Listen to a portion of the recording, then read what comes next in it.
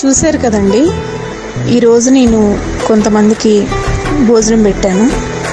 నాకు చాలా సంతోషంగా అనిపించిందండి.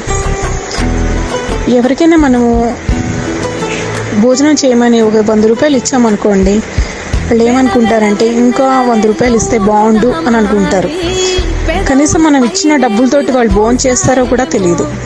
అదే మన చేతితోటి మనం భోజనం వడ్డిస్తే వాళ్ళు తింటే హ్యాపీగా అనిపిస్తుంది.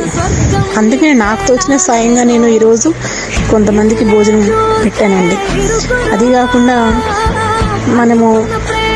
మనకున్న దాంట్లో కొంతమందికి ఏదో సాయం చేయాలి అనుకుంటా. అన్ని దానాల్లో కల్లా అన్నదానం చాలా గొప్పదండి. అందుకే నాకు అనిపించింది, ప్రతి ఒక్కరూ ఎవరో ఒకరు భోజనం ప్రతి ఒక్కళ్ళకి పెడుతూనే ఉంటారు. కాకపోతే కూరగాయలు, పప్పు అలాగా